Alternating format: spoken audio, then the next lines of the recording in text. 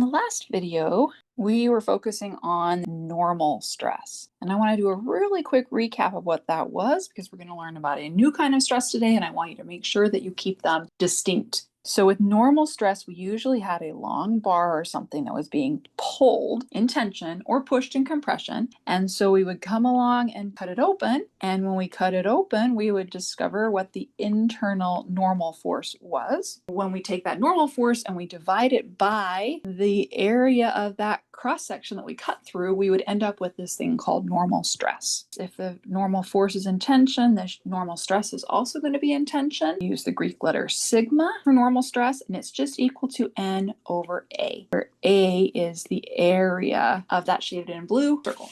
So we cut it open, we find that area, we divide that internal normal force by the area, and we get this thing that we called normal stress. And that symbol that we use is the Greek letter sigma. And the units that this came out in would either be pascals if we're dealing with newtons and meters, or it would be PSI if we're dealing with pounds and square inches for our area. And I want to really briefly introduce this concept now that'll come back later in the class of what we call a little material element.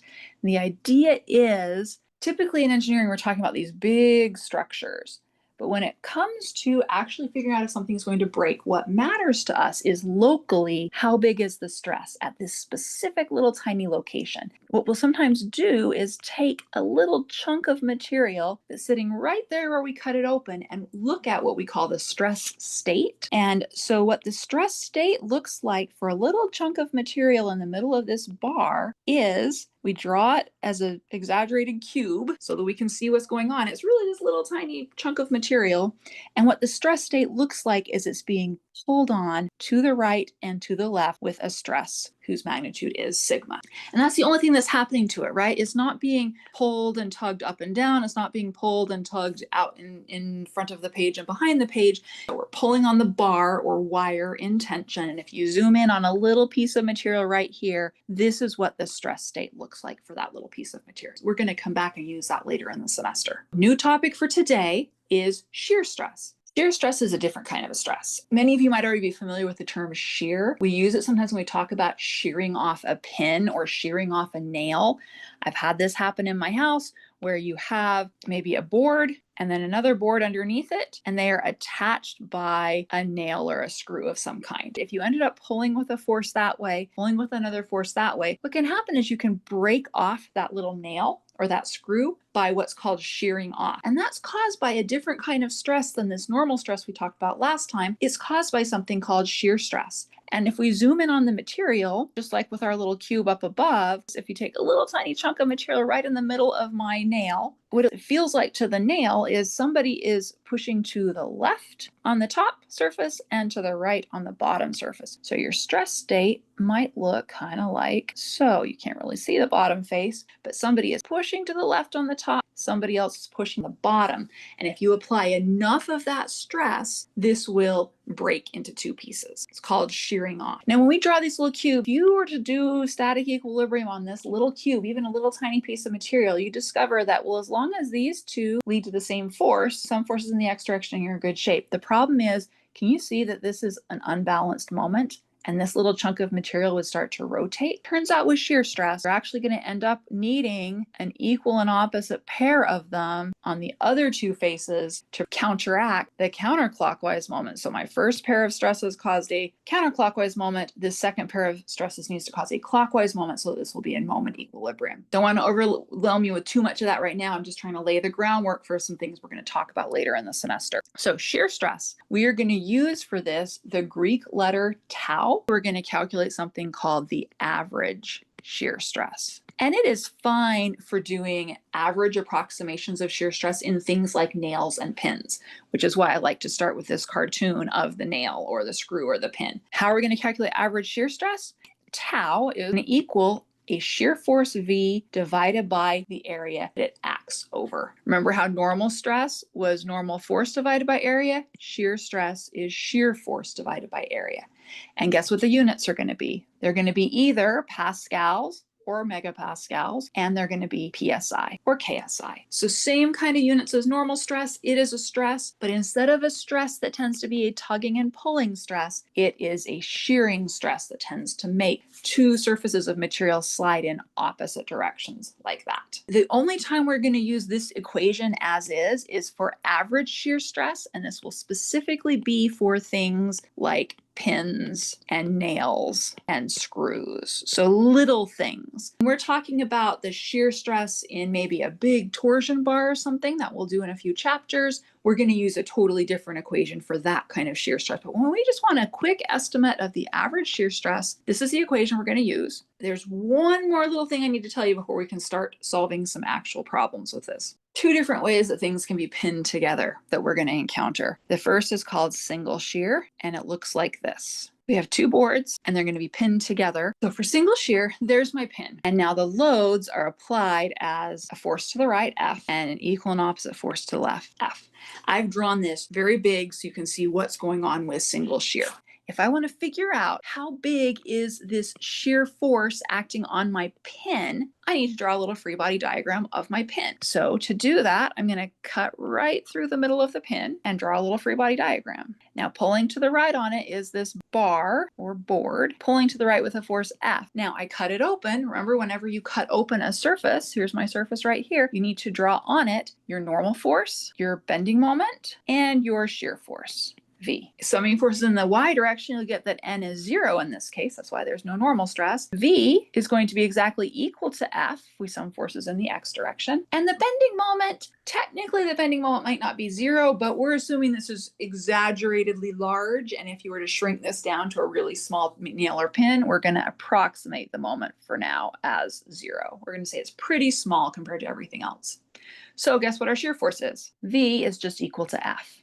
So when you are in single shear, you don't actually need to do that little free body diagram. You can just take whatever the force is that's being applied to your board, and that is your shear force. So now you can go calculate your average shear stress using V over A. And what do we use for A? For A, let me shade it in, we are going to use the surface area that that force acts over. So there is my area, A. There is a second way that our pins and our bars can be assembled, and it is called double shear. In double shear, you'll have a diagram that looks kind of like this. Somebody's applying a force F to the right, someone is applying a force F to the left, and now where does the pin go? The pin goes all the way down through all of them, okay? And this is what the double shear picture looks like. We actually encounter it quite often when you're pinning things together because you'll notice we said this moment was approximately 0 here. It's not completely 0 because these two forces have a small perpendicular distance between them. In this case, now the two forces are actually lined up perfectly. So you don't end up with that little bit of moment.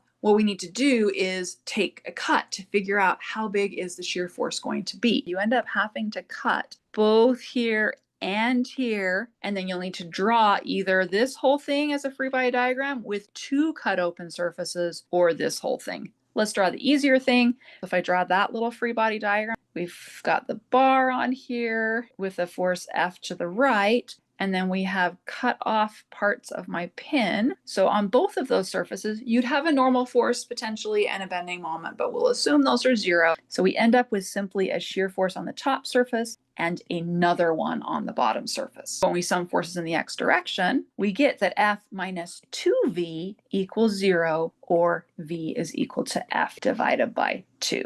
And that's the shear force that you're going to have for double shear. The second example I'm going to do is going to involve single shear and double shear. You calculate the total force on the pin F. That's like your actual applied force from the bar that the pin's attached to. And then if it's single shear, F is just equal to V. If it's double shear, you have to divide your force by 2 and set that equal to V. And then your area is still just the amount of area that you've cut through. The V on the bottom surface acts over a little area right here. There is the area to use when you're calculating the stress. We're going to do two examples that are very, very different. This first example, we are given a block, and the block is just being squished, just being compressed by 600 Newton force on the top and bottom. And what we want to do is find along a surface of a cut the normal stress and the average shear stress. But here is the trick. We're not just going to chop it across perpendicular, because if we chop it across this direction, you would end up with just a normal force of negative 600 newtons. There'd be no shear stress. But it turns out you don't have to cut it horizontally. We're actually going to cut it at a 30-degree angle. So first up, we need to take that cut and draw a free body diagram. And the original picture was 3-dimensional, but this is really a 2D problem. So let me draw it as a 2D cut. So there is my cut edge. Acting on this, I've got my downward 600 Newton applied force. And then at my cut, I'm going to have a normal force. Remember, normal means perpendicular. So let's draw it that way, assuming outward intention. And then we need to draw a shear force. And then we could potentially have a bending moment acting on it. So just a little reminder that we did have a sign convention for internal forces, but that sign convention assumed a long bar with a horizontal x direction in the right. And then if you cut it open, you would draw normal force, shear force, and bending moment that way. And on the other cut face, you do normal force, shear force, and bending moment the other way. This sign convention is only for horizontal beams. So since this part is not horizontal, the sign convention, we're not going to use it. We're just going to draw them the way we want and then see what they come out to be. To some forces, we're going to need to define an x and a y axis. And I think the math works out a little easier if you call this your x direction on the incline. The y direction is in that direction. And so you're going to have a little angle between the 600 Newton force and the y-axis. That little angle is going to be the same 30-degree angle as the x-axis is from the horizontal. You see that? We just took the x and y axes that were like this and we rotated them both 30 degrees. So it's the 600 newtons is now 30 degrees for our new y-axis. So let's do equilibrium equations. Always the next step after a free body diagram. And let some forces in our x direction, which is up the hill, we'll call positive.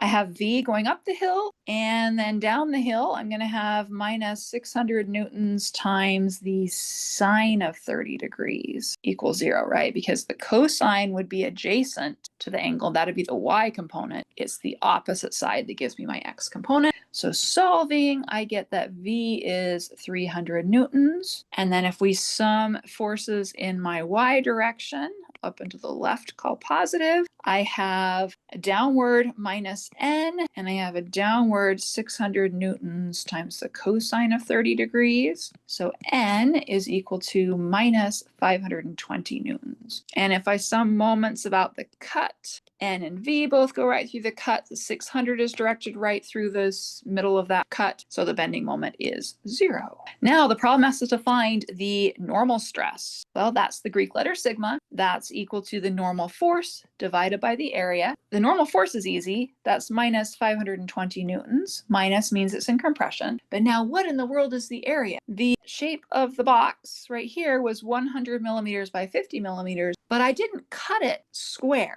I cut it up here at this angle. So can you see that the area of this cut face will be different than 100 by 50? It's like if you're cutting carrots on the bias. You get a whole lot more surface area on your carrot than if you cut it exactly perpendicular to the axis of the carrot. All right, so we are cutting this at an angle. So to find the actual area, I need the width and depth of the page, 50 millimeters, and then I need this length of this side. Let me draw a little picture. This side is 100 millimeters. This angle is 30 degrees. I want to find the hypotenuse. I know that the cosine of 30 is the adjacent side over the hypotenuse. So the hypotenuse will be 100 millimeters divided by the cosine of 30 degrees, just doing some rearranging. So now my area is that 100 millimeters divided by cosine of 30 times the other dimension, the 50 millimeters into the page, which comes out to be 5,773.5 millimeters squared, or 5.7735 times 10 to the minus third meters squared. So if you divide it by 1,000 twice, you can get the area in square meters. All right, we found the area. Now let's go plug it in. So at the bottom here, we're going to have 5.7735 times 10 to the minus third meters squared. That comes out to be minus 90100 newtons per square meter. That's rounded to 3 significant figures. We want to convert newtons per square meters to pascals. And then since there's more than 1,000 of them, let's call it kilopascals. So this comes out to be minus 90.1 kilopascals. There is the normal stress. Now, average shear stress. I'm going to take tau, that's my Greek letter. It's just the average shear stress. It's going to be V over A. V came out to be 300 newtons. The area is the same, that 5.7735 times 10 to the minus third meters squared. That number is 52,000 newtons per square meter, or 52 kilopascals is tau average. And we solved the problem. Later on in mechanics, you're going to learn about things like stress transformations. The idea is if I had cut this straight across, what it feels like to that piece of material right there is it's just being compressed vertically by 600 newtons. Because we cut it at a different angle, the normal force is not 600 newtons in compression, it's a little bit smaller, and now we have a shear force. So we end up getting a combination of normal stress and shear stress just because of how we chose to cut open the part. And it turns out that those are related. As you change the angle here, the normal stress and shear stress you get are going to be related to each other by some equations called stress transformation equations. We need several more weeks before we can talk about those. We know how to calculate average shear stress. That's the goal for today. I want to do another example. We have a pulley with a mass that's been suspended from it, and that rope wraps around the pulley and attaches to the wall. We have a bar that's pinned to the wall and attached to the middle of the pulley, and it's pinned to something at B. And then we have this funny L-shaped member that goes from A to B. It's pinned at both ends and has no other forces on it. So depending on how long ago you took statics or how well you learned statics, I'm hoping you can see that member AB is a two-force member because it's just pinned at both ends and has no other forces on it. So that will save us some time with our statics part of this problem. We're given a mass of 75 kilograms. We want forces in this class, so I'm going to convert that into a weight. Weight is always M times G. That'll be 75 kilograms times 9.81 meters per second squared, which is 736 newtons.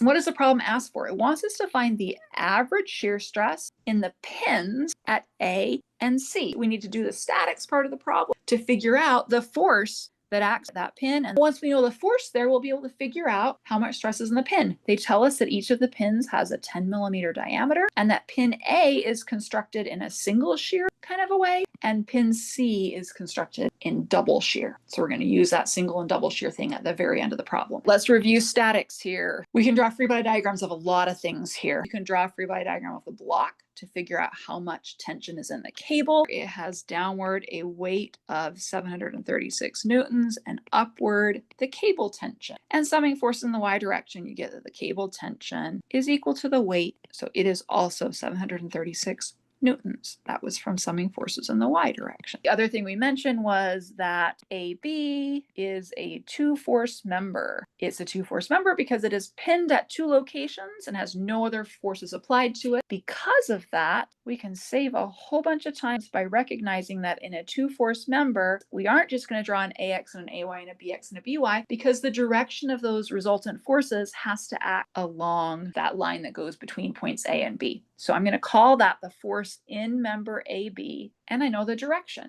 The direction is along this little triangle. Let's look at the geometry of the problem. Looks like from A to B, it's 2 meters in the horizontal direction and 1.5 that way. This is a 2, 1.5, and the hypotenuse will be 2.5. And we can use that little triangle to figure out the orientation of FAB. Finally, the only thing that's really left to draw a free body diagram of is something involving this bar that's connected at B and it's connected to the pulley.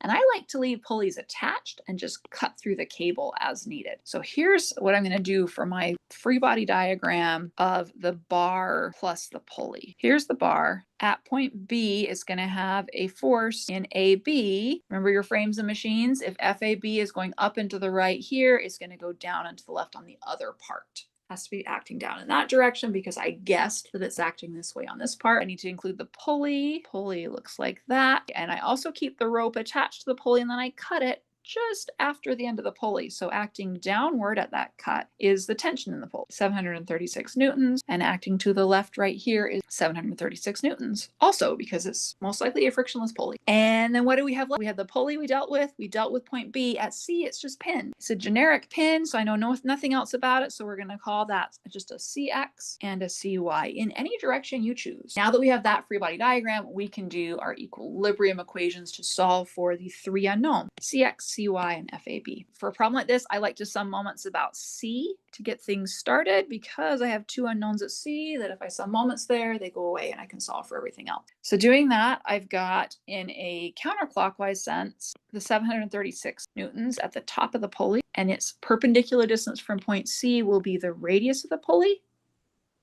0.3 meters. The other 736 newtons looks like it's going to cause a clockwise moment, so minus 736 newtons, and I need the distance all the way from C out to the end of the pulley. So that's going to be 2 meters plus 0.5 meters plus 0.3 more meters, so 2.8 meters. Then I have this FAB, and I will want to split that up into a horizontal component and a vertical component. The horizontal component is directed right at point C and has no perpendicular distance, but the vertical component does, and it will cause also a clockwise moment. What is my orientation? Let's use my little triangle. It was a 2, 1.5, 2.5 triangle. I need the vertical component, which will be 1.5 over 2.5. FAB, there's the force. Now I need the perpendicular distance, which is 2 meters, and those all have to sum to 0. Solving, FAB is minus 1532.81 newtons. That is lots of decimals to keep for now. At the end, we'll round to 3 significant figures. Negative just means I guessed the wrong direction. Now we quickly sum forces in the X. CX. To the left, I've got my 2 over 2.5 component of FAB, and also to the left, 736 newtons. Now, when I plug in for FAB, I need to make sure I keep the negative sign. CX minus 2 over 2.5 times minus 1532.81 newtons minus 736 newtons equals 0, and we get CX is minus 490.5 newtons. And let's sum forces in the y direction. I have CY upward minus that vertical component of FAB, so 1.5 over 2.5 FAB, and finally minus 736 newtons equals 0. Again, I'm going to plug in the negative, so I'll have CY minus 1.5 over 2.5 minus 1532.81 newtons minus 736 newtons equals 0. So CY comes out to be minus 184 newtons. Now we have two pins that we need to find the average shear stress in. So let's do pin A first. Pin A had a diameter of 10 millimeters. Pin A was single shear. Single shear means that the shear force is equal to the actual force acting on the pin. So pin A, this one is single shear, which means that V is equal to F. And the force we want is the force in member AB, right? Because that's the force that member AB pulls on the pin with. It's also the force that the pin pulls on member AB with. And it honestly doesn't matter if it's positive or negative for shear stress. We definitely want to keep positives and negatives for normal stress, but for shear, we don't worry about it. So if I want to find the average shear stress at A, it's going to be V over A. And the V is going to be the magnitude of whatever FAB was, divided by the area. Well, that is 1532.81 newtons divided by, and the area is pi times the radius squared. The diameter is 10 millimeters, radius is 5 millimeters. If you don't want to deal with units later, you can call that 0.005 meters. Square it. That comes out to be 19.52 times 10 to the 6 newtons per square meter, and your calculator might have given you 1.952 times 10 to the 7th. I just like to move it to 10 to the 6th because then it's directly megapascals. So there is the average shear stress in pin A, which was in single shear. Now let's do pin C. This one is in double shear. Double shear means that V is going to be the force on pin C divided by 2. The double shear just means divide the force by 2. But hold on, we don't have a force in pin C. We have CX and CY. CX and CY are just the components of a force whose magnitude we can find. Remember how to find the magnitude when you know the two components? Is Pythagorean theorem. Sum the squares and square root. So square root of CX squared plus CY squared will give us the magnitude of the force. Number is 524 newtons. Now we can get that stress. Tau average at C is going to be V over A. V is the force at C over 2. So 524 newtons divided by 2, there's V. And my area, once again, is pi times 0.005 meters squared.